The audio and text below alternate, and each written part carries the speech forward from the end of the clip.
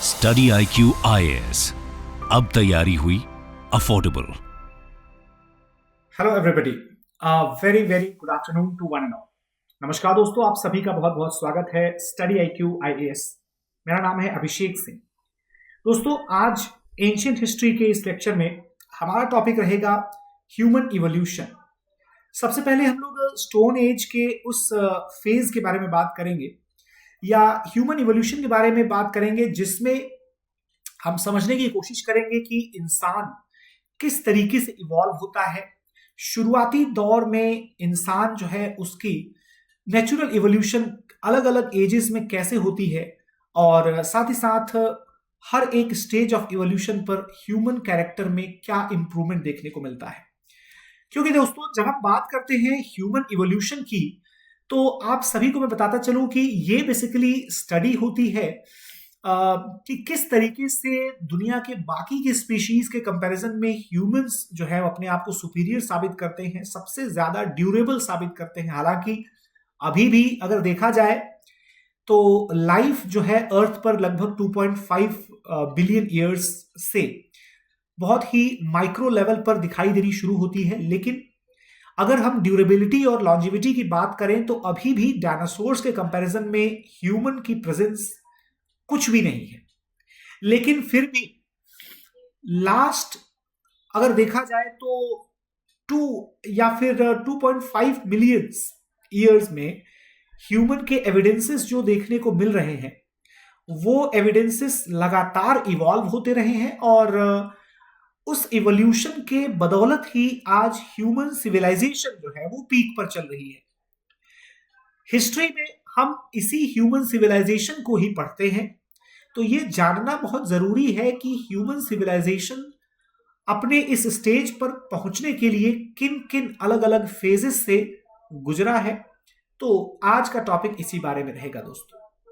But आगे बढ़ने से पहले आपको बताना चाहूंगा कि आज लास्ट डे है बेसिकली ऑफर का फायदा उठाने का दोस्तों, और आप ये समझिए कि 23 अक्टूबर ऑलरेडी जो है खत्म होने वाला है। तो आप फटाफट से इसका फायदा उठा लीजिए और आप एनरोल करवाइए P2I फास्ट ट्रैक बैच में using the code ASR live, जिससे आपको मिलेगा मैक्सिमम डिस्काउंट, और फीस रहेगी सिर्फ 19,000 रुपए 2025 बैच की तैयारी के लिए दोस्तों।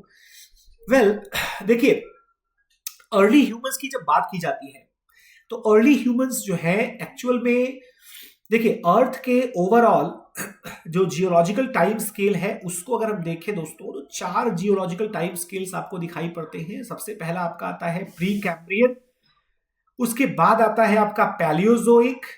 पैलियोजोइक यानी कि जो बहुत स्टार्टिंग के लाइफ फॉर्मेशंस हैं। फिर आता है आपका मीजोजोइक, एंड देन लास्ट में आपका आता है सीनोजोइक एरा। दोस्तों, सीनोजोइक एरा जो है, सीनोजोइक एरा जो है, ध्यान रखिएगा, इसमें आपको अलग अलग पीरियड्स देखने को मिलते हैं, अलग अलग इपॉक्स देखने को मिलते हैं।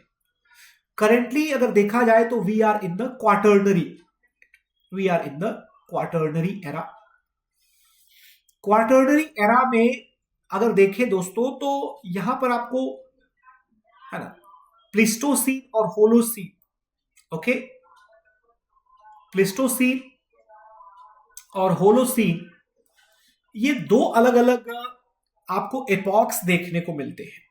ठीक है, इन सभी एराज में अलग अलग ऑर्गेनिजम्स का इमर्जेंस हुआ, उनका इवोल्यूशन हुआ, और वो एक्सटिंक्ट भी हुए।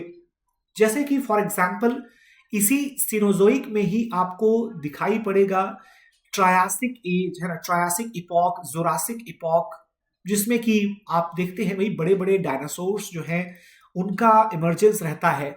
लेकिन करंट जियोलॉजिकल टाइम स्केल को अगर हम ऑब्जर्व करें दोस्तों, तो यहां पर आपको प्लिस्टोसीन और होलोसीन, ये दो इपॉक जो नजर आते हैं, इसमें प्लिस्टोसीन में ग्लेशियन, देन कैलाब्रियन, मिडिल और अपर प्लिस्टोसीन, ये दोस्तों आप देखेंगे कि लगभग 11,700 साल पहले, 11,700 years ago, it was the end of the Pleistocene. It was the end of the Pleistocene. End of the Pleistocene. इसी को हम लोग कहते हैं the end of the ice age, end of the ice age. ठीक है, Pleistocene era में भी दोस्तों ध्यान रखिएगा, इस एरा में भी the early humans existed, early humans जो है, ठीक है ना, अर्ली ह्यूमंस एग्जिस्ट करते थे। ठीक है, लेकिन इनका जो रियल इवोल्यूशन होता है that is the rise of the modern intelligent man, right of the intelligent man, वो दोस्तों आपको दिखाई पड़ेगा only after the end of the Pleistocene. हालांकि होमोसेपियंस की जब हम बात करेंगे तो होमोसेपियंस ऑलरेडी एग्जिस्ट करते थे, प्लिस्टोसीन में ही एग्जिस्ट करते थे, वो भी मिडिल प्लिस्टोसीन में ही एग्जिस्ट करते थे। लेकिन दोस्तों एग्रेरियन प्रैक्टिस की शुरुआत के बाद, एग्रेरियन प्रैक्टिस की शुरुआत के बाद क्या होता है, धीरे धीरे ह्यूमन लाइफ जब सेटल होने लगती है, ठीक है, ह्यूमन लाइफ जब सेटल होने लगती है, जब उनकी search and quest for the survival वो धीरे धीरे कम होने लग जाती है, लाइफ आसान होने लग जाती है, तब जाकर के क्या होता है दोस्तों, तब जाकर के this led to the rapid changes and evolution in the living practices. ठीक है दोस्तों, इसी वजह से आप देखेंगे कि जैसे ही एग्रीकल्चरल बिगिनिंग्स होती है दोस्तों, वैसे ही शुरू होता है आपका नियोलिथिक एरा, है ना, नियोलिथिक एज। और इस नियोलिथिक एज में आप देखेंगे कि इसको हम लोग नियोलिथिक रिवॉल्यूशन बोलेंगे। क्या बोलेंगे? नियोलिथिक रिवॉल्यूशन बोलेंगे। ठीक है, ध्यान रखिएगा। तो दोस्तों इंसानों के डेवलपमेंट में अगर हम देखें तो वर्तमान में we are in the Meghalayan age, और अगर एपॉक की बात करें तो वर्तमान में होलोसीन जरूर चल रहा है, लेकिन यह भी माना जाता है कि एक नया एपॉक जो है, एक नया एपॉक जिसको एंथ्रोपोसीन बोला जाना चाहिए, यह भी स्टार्ट हो गया है। और इसका डिसीजन कब लिया गया?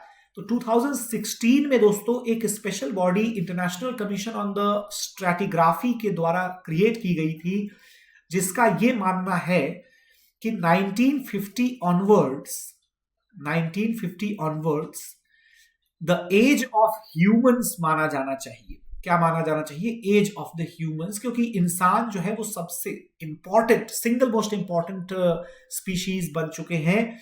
And therefore the proposal of a third series or the third epoch within the quaternary period after Pleistocene and Holocene, the third epoch, that is the Anthropocene, that is proposed, ठीक है दोस्तों। तो ये माना गया कि भाई एंथ्रोपोसीन की शुरुआत कब से होगी? 1950 से होगी, 1950 एडी से होगी। तो दिस इज रियली इंपॉर्टेंट, आप सभी को यह जानना जरूरी है। यूपीएससी के प्रीलिम्स में इस तरीके के क्वेश्चंस भी बन सकते हैं। अब आइए बात करते हैं इवोल्यूशन ऑफ द ह्यूमंस। दोस्तों ये ह्यूमंस का इवोल्यूशन जो स्टार्ट होता है, तो सबसे पहले आप समझिएगा कि दीज वर द होमिनिड्स यानी कि basically the ape like ancestors, है ना, ऑफ ह्यूमंस।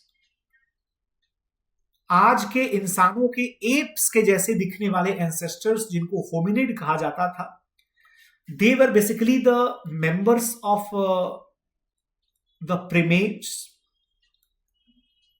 प्रीमेट फैमिली के मेंबर्स माने जाते थे। और कम से कम आप ये मान के चले कि इनका इवोल्यूशन जो है वो लगभग 50 लाख साल पहले ही हो चुका था। मतलब 5 मिलियन ईयर्स अगो दे एग्जिस्टेड। Okay, everybody.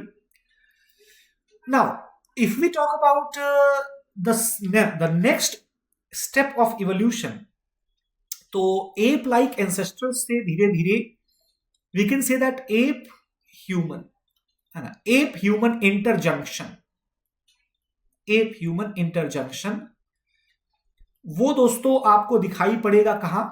ऑस्ट्रेलोपिथिकस, यानी कि these were the southern apes who walked on 2 feet. who walked on 2 feet. ये अपने दोनों पैरों पर जो है वो चलते थे, बाइपेडल हुआ करते थे। इन्हीं को दोस्तों प्रोटो ह्यूमन बोला गया। ये दरअसल में आप देखेंगे कि इनकी जो कह सकते हैं ना, इनका जो हेड साइज था, हेड साइज जो था that was like approximately 500 to 700 cubic centimetres, यानी कि they had the capacity of thinking, had the capacity of thinking. ठीक है, ये लोग स्ट्रेटेजाइज कर सकते थे, थॉट प्रोसेस जो है इवॉल्व कर सकते थे, और शायद ये लोग जो है सोच समझकर शिकार करने में भी माहिर हो गए थे। उसके बाद आते हैं दोस्तों कौन, नेक्स्ट आते हैं आपके होमो हैबिलिस। होमो हैबिलिस ये लगभग आपको 1.5 से 2.5 मिलियन यानी कि 15 से 25 लाख वर्ष तक के आपको एविडेंसेस मिलते हैं होमो हैबिलिस के। होमो हैबिलिस आप मान के चलिए कि this was like the earliest proper human, proper human, which means कि ये एप नहीं था, ये ह्यूमन ही था, होमो हैबिलिस। ठीक है, और दोस्तों जो सबसे पुराने स्टोन टूल्स आपको देखने को मिलते हैं, ओल्डेस्ट स्टोन टूल्स, जिनको हम ओल्डोवान बोलते हैं, ओल्डोवान टूल्स, ये टूल्स आपको होमो हैबिलिस के द्वारा ही बनाए जाने वाले मिलेंगे। इसमें मोस्टली आपको क्या दिखेगा दोस्तों, इसमें मोस्टली आपको जो है वो चिप्ड टूल्स है ना, चिप्ड टूल्स देखने को मिलते हैं, और जिसमें आप बेसिकली हैंड हेल्ड है ना, हैंड हेल्ड क्रैपर्स है ना, स्क्रैपर्स एंड चॉपर्स आपको देखने को मिलते हैं। ठीक है, hand held scrapers and choppers जो आप देखते हैं मोस्टली अफ्रीका में जो टूल्स पाए जाते हैं वो आपको होमो हैबिलिस के टूल्स हैं। कहां पर मिलते हैं दोस्तों, found in Africa, found in Africa near lake Victoria है ना, लेक विक्टोरिया। ऑलराइट एवरीबॉडी, उसके बाद जब आप देखते हो तो धीरे धीरे होमो इरेक्टस का भी इवोल्यूशन होता है। होमो इरेक्टस कौन है दोस्तों, होमो इरेक्टस आप कह सकते हैं this was the beginning of the modern man, the modern man. इसमें आप एक टॉल फिगर बेसिकली देखते हैं जिसका कि ब्रेन कैपेसिटी अगर आप देखें तो इनका ब्रेन कैपेसिटी होता है लगभग 1000 सीसी से लेकर के 1200 सीसी तक का ब्रेन कैपेसिटी है। सो दे वर significantly intelligent, they were significantly intelligent.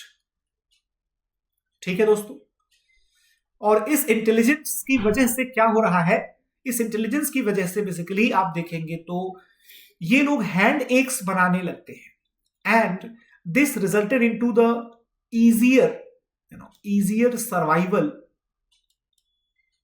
against the other animals, ठीक है दोस्तों। होमो हैबिलिस की जब मैं बात करता हूं तो होमो हैबिलिस जो है दोस्तों, इन लोगों ने टूल्स बनाने शुरू कर दिए थे। और जब मैं बात करता हूं होमो इरेक्टस की, तो दोस्तों होमो इरेक्टस ये माना जाता है कि they had learned to control the fire.